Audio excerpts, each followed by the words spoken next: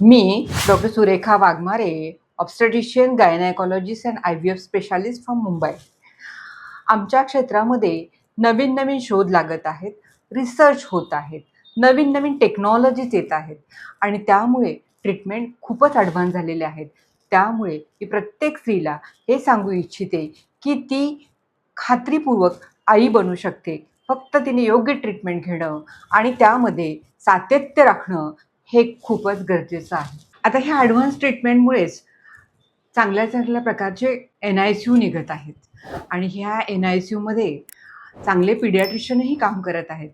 त्यामुळे अगदी कमीत कमी वजनाची मुलंसुद्धा आम्ही वाचवू शकत आहे आणि ज्या स्त्रिया लवकर डिलिव्हरी होतात, प्रीटर्म डिलिव्हरी होतात किंवा काही त्यांना कॉम्प्लिकेशनमुळे आम्हाला त्यांची डिलिव्हरी लवकर करावी लागते.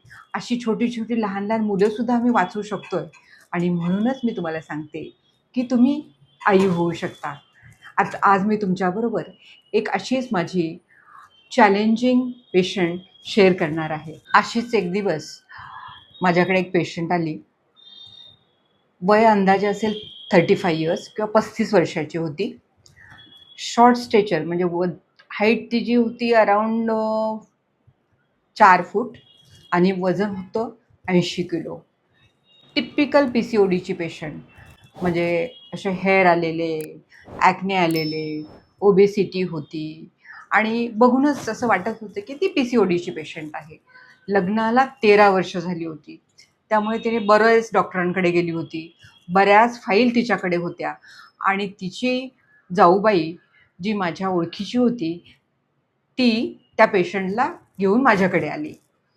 पेशंट PCODची, ओबेज, हताश झालेली, कंटाळलेली, चेहरा एकदम इनोसंट आणि ती जेव्हा माझ्यासमोर खुर्चीवर त्या दोघी बसल्या, तेव्हा त्यांनी पूर्ण फाईल्स 5-6 फाईल असतील तिच्या माझ्या टेबलवर ठेवल्या आणि मी प्रत्येक फाईलचा काळजीपूर्वक अभ्यास करत होते.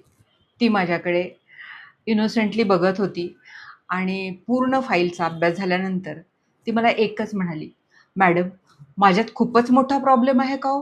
मी कधीच आई होऊ शकणार नाही."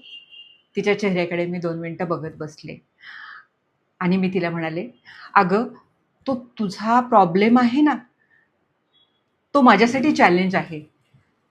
तिचा चेहरा एकदम शांत झाला आणि तिला असं वाटलं, की खरंच की हा माझा प्रॉब्लेम आहे, पण डॉक्टरांसाठी तर चॅलेंज आहे.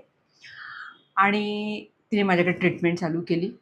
मी तिच्या फाईलमध्ये बघितलं, की त्या PCODमुळे ती ट्रीटमेंट घेत होती, पण खूप सारे डॉक्टर फक्त तिची पाळी रेग्युलर करणं हेच करत होते आणि ट्रीटमेंटवर नाही आलं तिला रिझल्ट, की तिला सांगायचे, "तू वजन कमी कर आणि आमच्याकडे ये." अशा प्रकारे ती डॉक्टरांच्याकडे हेलपाटे घालत होती. माझ्याकडे आली, मी तिचं हिस्ट्री बघितली आणि मी तिला PCODची ट्रीटमेंट चालू केली, प्रॉपर काउन्सिलिंग केलं, वजन कमी करण्याचा सल्ला दिला आणि सायमल्टेनियसली तिचं PCOD आणि ओव्ह्युलेशन इंडक्शन सुरू केलं. पेशंटलाही भरपूर कॉन्फिडन्स आला होता. अत्यंत नियमितपणे ती माझ्याकडे यायची आणि योग्य ट्रीटमेंट घेत होती. डाएटही तिने सुरू केलं आणि आश्चर्याची गोष्ट म्हणजे 6च महिन्यात ती प्रेग्नंट राहिली. प्रेग्नंट राहिली, वजन फारसं कमी झालं नव्हतं आणि त्यामुळे प्रेग्नंट राहिल्यावर तिला खूप आनंद झाला. परंतु तिचं सगळं हिस्ट्री बघून मला जाणवत होतं, की तिला प्रेग्नन्सीमध्ये कॉम्प्लिकेशन येणारच आणि त्याप्रमाणे आम्ही तिची ट्रीटमेंट चालू केली. योग्य ट्रीटमेंट ती घेत होती, रेग्युलर ती येत होती. तिचा आमच्यावर पूर्ण विश्वास होता आणि काय झालं, की 6व्या-7व्या महिन्यामध्ये म्हणजे तेव्हा मला वाटतं 25-26 आठवड्याचा गर्भ होता तेव्हा तिला ब्लड प्रेशर वाढायला लागला. ब्लड प्रेशर अतिशय वाढायला लागलं. ती एकदम इडिमॅटस झाली आणि ब्लड प्रेशर 180/120 पर्यंत गेलं. तिला पूर्ण अंगाला सूज आली.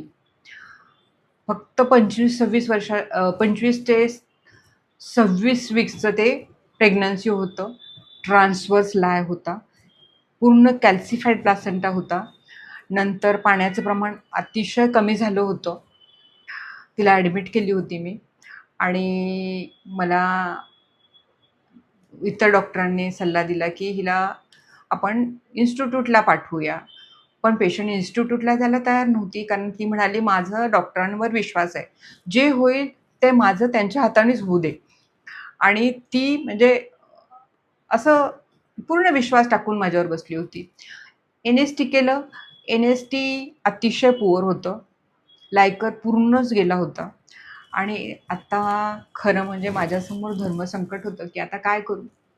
कारण ऑपरेशन करणं पण खूप डिफिकल्ट होतं. आणि तिचा म्हणजे असं होतं परिस्थिती की मूल आता पोटात जाणार आहे आणि ऑपरेशन केलं तर ऑपरेशनमध्ये पण रिस्क आहे आणि मूल बाहेर काढलं तर तरीही ते वाचवता येईल की नाही ह्याची गॅरंटी अजिबातच नाही आहे. तर पेशंटने मला सांगितलं की मॅडम तुम्हाला जे योग्य वाटतं ते करा. मला माहिती आहे माझी केस ही खूपच कॉम्प्लिकेटेड आहे, पण मी तुमच्यावर पूर्ण विश्वास टाकलेला आहे. जे होईल ते माझ्या नशिबाने होईल. आम्ही तिला ऑपरेशन थिएटरमध्ये घेतलं. ॲनेस्थेटिस्ट आले. तिनं कन्व्हल्जन्स येऊ नयेत, झटके येऊ नयेत म्हणून एक मॅक्सेल नावाचं इंजेक्शन असतं तेही दिलं होतं. बाळाला मॅच्युरिटी यावं म्हणून 2 इंजेक्शन्स असतात स्टिरॉइडची, ती मी ऑलरेडी देऊन ठेवली होती. आणि तिला आम्ही ऑपरेशन थिएटरमध्ये घेतलं. ॲनेस्थेटिस्ट डॉक्टरने मला सांगितलं की मॅडम तुम्ही हे असे पेशंट नका घेऊ. परंतु माहीत नाही मला एखाद्या पेशंटने विश्वास टाकला ना की मी सगळंच विसरून जाते. नॉन प्रॅक्टिकल म्हणा ना, माझे 100% काय 200% त्या पेशंटमध्ये मी टाकत असते. आम्ही रिस्क घेतलं, ते ऑपरेशन केलं. बाळ अतिशय छोटं होतं. मला अजून आठवतं त्या ट्रान्सव्हर्स लाईनमधनं मला ते बाळ काढायला खूप त्रास झाला. एकदम छोटंसं बाळ होतं ते. साधारण 700-800 ग्रॅमचं असेल. ते सिझर झालं आणि आम्ही बाळाला NICUमध्ये शिफ्ट केलं. NICUमध्ये शिफ्ट केलं बाहेर, तेव्हा आमच्याकडे NICU नव्हतं. तर आम्ही ते बाळ NICUमध्ये बाहेर शिफ्ट केलं. तेही डॉक्टर खूप सिन्सिअर. त्यांनी आमच्या बच्चूला खूप चांगल्या प्रकारे बघितलं आणि खूप चांगले रिझल्ट दिले. पेशंट चांगलं सर्व्हाइव्ह झालं, ते बाळ चांगलं सर्व्हाइव्ह झालं. आई मला वाटतं 7-8 दिवसांनीच माझ्या हॉस्पिटलमध्ये असतानाच मला वाटतं 5-6 दिवसातच त्या बाळाला बघायला गेली. त्यांनी बोलवलं तसं तिला. तिथे तिचा ब्रेस्ट मिल्क सुरू केलं होतं. जेव्हा ती पेशंट तिकडे गेली, त्या पेशंटचं नाव पार्वती. तेव्हा ती गेली, तेव्हा तिने बघितलं की ते एवढंसं छोटंसं बाळ, त्या बाळासाठी दूध ती देऊन आली. पण हॉस्पिटलमध्ये आल्यानंतर धायम उघडून रडायला लागली. काय मॅडम माझं बाळ, दुसऱ्यांची मुलं किती मोठी-मोठी असतात, छान असतात आणि हे एवढंसं बाळ मी कशी सांभाळणार? काय कसं करणार?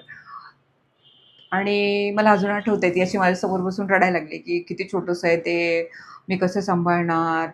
ते जगेल की नाही? असं तिच्या मनात प्रश्न यायला लागले. तर मी तिला हेच सांगितलं, हे बघ पार्वती, तुला हे मूल 13 वर्षाने झालेलं आहे आणि आम्ही सगळे डॉक्टर लोक त्याच्यासाठी प्रयत्न करत आहोत आणि मला खात्री आहे की तू ते चांगलं सांभाळशील. माझा पूर्ण स्टाफ, माझ्या सगळ्या सिनियर सिस्टर सगळे तुला सपोर्टसाठी आहेत. तू घरी गेलीस ना तरी ते तुझी काळजी घेतील, रेग्युलर तुला फोन करतील. ब्रेस्ट फिडिंगचा ॲडवाईस तुला प्रॉपर दिला जाईल, टॉप फिडिंगचा तुला ॲडवाईस प्रॉपर दिला जाईल आणि मला खात्री आहे की तू ते बाळाला चांगलं सांभाळशील.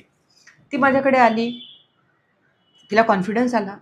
नंतर बाळ ती डिस्चार्ज झाल्यावर घरी घेऊन गेली आणि खरंच त्या बाळाला मला वाटतं ते 700 ते 800 ग्रॅमचं बाळ असेल, तिने खूप छान सांभाळलं. आणि शी वॉज व्हेरी हॅपी की ते 13 वर्षानं झालेली मुलगी होती ती. तर तिने छान सांभाळलं, मस्त तिला सांभाळलं. मधनं-मधनं मला फोन करायची, कधी मला भेटायला पण यायची. एक दिवस सरप्राईज, एक सुंदर 18 वर्षाची गोड मुलगी माझ्यासमोर उभी राहिली आणि तिच्यासोबत तिची आई होती. ती आई दुसरी कोणी नाही तर ती पार्वती होती आणि ती पार्वती आनंदात होती. आणि एक प्राऊड मदर होती माझ्यासमोर. तिच्या डोळ्यात अश्रू होते आणि ती मला म्हणाली, "मॅडम, माझा किती मोठा प्रॉब्लेम होता तो तुम्ही सॉल्व्ह केला." तेव्हा मला खरंच असं वाटलं की माझं प्रोफेशन किती नोबल आहे. आणि तेव्हापासून आम्ही प्रत्येक प्रॉब्लेमला प्रॉब्लेम न म्हणता ते आमचं चॅलेंज म्हणतोय. आणि हां, आमचे 100% नाही, आम्ही 200% ते चॅलेंज सॉल्व्ह करण्यासाठी वापरतो आहे. तिने एक छोटासा व्हिडिओ मी तेव्हा तिचा घेतला आणि तो व्हिडिओ मी तुमच्याबरोबर शेअर करत आहे. तरी तुम्ही तो जरूर बघा. मला 13 वर्ष बाळ नव्हतं. मी डॉक्टर सुरेखा वाघमारेंकडे ट्रीटमेंट केली गौरव हॉस्पिटलमध्ये. त्याच्यानंतर मला 2006मध्ये ट्रीटमेंटनी मला बच्चू राहिलं. पण मला खूप क्रिटिकल कंडिशन होती, खूप म्हणजे प्रॉब्लेम होते. त्याच्यात नाही सुद्धा हे मॅडमनी मला खूप सपोर्ट केला आणि मला माझं बच्चू वाचवलं. आणि प्रीमॅच्युअर डिलिव्हरी म्हणजे 7व्या महिन्यात माझं 700 ग्रॅमचं बाळ मला झालं. आणि आता ती व्यवस्थित आहे, छान आहे, मस्तपैकी 18 वर्षाची आहे आता. छान आहे, एकदम मस्त व्हेरी सुंदर गुड. आहे. अभिनंदन. ती किती खुश आहे बघा. खूप खुश आहे मी. खूप खुश आहे. आणि तिला किती लग्नानंतर किती वर्षांनी 13 वर्षांनी लग्नावर्ष 13 वर्षांनी ती वयाच्या सगळीकडे 30व्या वर्षी. हा, तर तिला 13 वर्ष झाली लग्नाला, मूल होत नव्हतं, ती इकडे आली. आणि मी तिला एकच शब्द म्हणाले होते, काय की तू काही टेन्शन घेऊ नकोस, तुला बच्चू होणार, तू आई होणार, तू आई कशी नाही होणार, तू आई होणार, मी आहे तुझ्या पाठीशी. हा, तर त्याच्यावर त्या विश्वासानं तिने प्रॉपर ट्रीटमेंट घेतली. तिला एक बच्चू झालं छान. मला एवढा प्रॉब्लेम होता माझा का सरांनी सुद्धा सांगितलं की तू ही केस का घेतलीस, नाही घ्यायला पाहिजे होती. ऍक्च्युली 7व्या हो आठवतंय मला. 7व्या महिन्यामध्ये हिचं ब्लड प्रेशर खूप वाढलं होतं, पाणी बाळाचं पूर्ण आटून गेलं होतं. आणि अशी परिस्थिती होती की बाळ आतमध्ये ठेवलं तर दगावून जाणार आणि बाहेर काढलं तरी दगावून जाणार, पण वाचण्याची शक्यता थोडीशी जास्ती. तर अशा परिस्थितीमध्ये आम्ही सिझर करून तिचं बाळ बाहेर काढून वाचवण्याचा प्रयत्न केला. तेव्हा मला सर्व डॉक्टर लोक म्हणत होते की तू ही केस हातात घेऊ नको, कारण बच्चू पण मिळणार नाही आणि आईची पण गॅरंटी नाही, कारण ब्लड प्रेशर खूप वाढलं होतं. पण माझ्या पूर्ण स्टाफनी सुद्धा माझ्यासाठी खूप प्रयत्न केले. पण ते पेशंटचा पण आमच्यावर खूप विश्वास, सर्व माझ्या स्टाफनी पण खूप तिची सेवा केली. आणि तिचं बाळही तिच्या सुरक्षित हातात दिलं. आणि आता तिची मुलगी आहे, दुसरं माहेर घर आहे. ती आज भेटायला आली, माहेरही भेटायला आली. ती माझ्याकडे माहेरपणाला आली आज. ही खूप आनंदाची गोष्ट आहे. आणि आम्ही तिच्या सर्व सुखामध्ये, तिच्या मातृत्वामध्ये आम्ही सगळे आनंद मानतोय. चल, रडू नको, हे आनंदाचे अश्रू आहेत तिचे. हे चॅनल आपलं आहे, त्यामध्ये अत्यंत अभ्यासपूर्ण आणि अनुभवसंपन्न माहिती मी आपल्यापर्यंत पोचवत आहे. तरी आपण सबस्क्राईब, लाईक आणि शेअर करा. आणि हां, कॉमेंट पण जरूर करा. We create life, we give healthy intelligent childrens to the families to make all families happy families. हे आमचं ब्रीदवाक्य आहे.